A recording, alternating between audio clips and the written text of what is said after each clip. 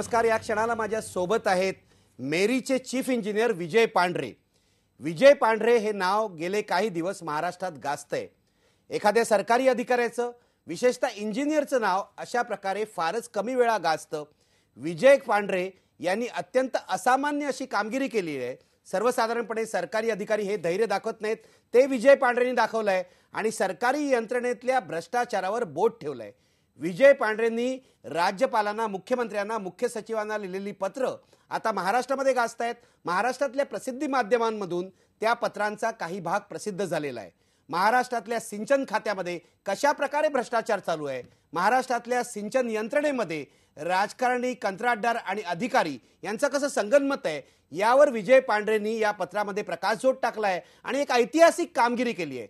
साहजिकच विजय पांढरे हे नाव महाराष्ट्रातल्या घराघरात पोचलेलं आहे आणि जे लोक स्वच्छतेवर विश्वास ठेवतात, जे लोक प्रामाणिकपणावर विश्वास ठेवतात, जे लोक मूल्यनिष्ठेवर विश्वास ठेवतात, त्यांना विजय पांढरे यांच्यासारख्या प्रामाणिक इंजिनियरच्या निमित्ताने एक नवा आधार सापडलेला आहे. माझ्यासोबत नाशिकमधून आहेत विजय पांढरे.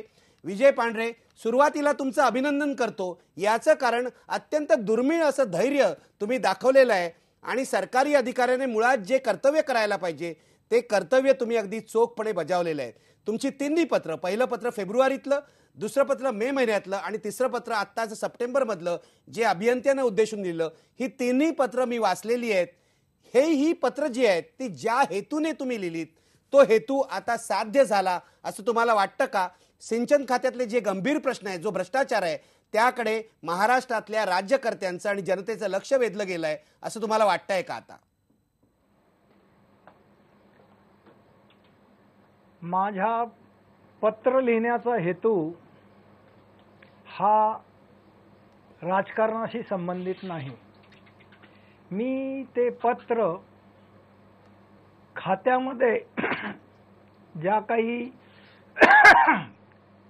चुकीच्या पद्धती पडल्या होत्या, जो काही अनाठायी खर्च होत होता, जे काही एस्टिमेट्स कारण नसताना वाढवले जात होते, हे सगळं मला राज्य तांत्रिक सल्लागार समितीचा सदस्य या नात्याने जेव्हा मी ती सगळी एस्टिमेट्स माझ्या नजरेखालून गेली, तेव्हा मला असं वाटलं की हे सगळं थांबलं पाहिजे.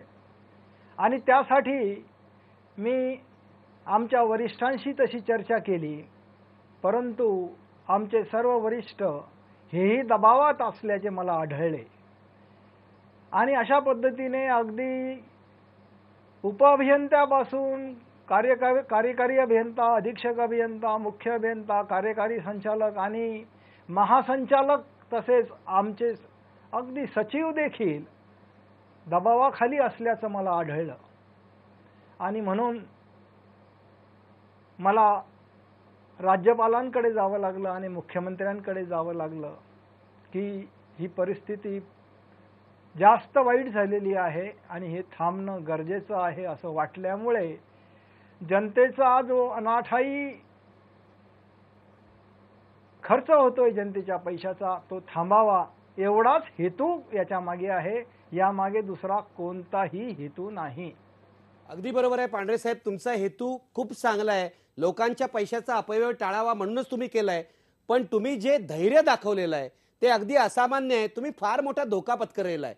तुमच्यावर दबाव नाही का आला? विशेषतः गेले काही दिवस ही पत्र माध्यमातून आल्यानंतर तुम्हाला वेगवेगळे फोन्स आले असतील, असं करू नका म्हणून कोणीतरी तुमच्यावर दबाव आणला असेल किंवा तुम्हाला धमक्याही आल्या असतील की तुमच्यावर मानहानीचा खटला लावू वगैरे.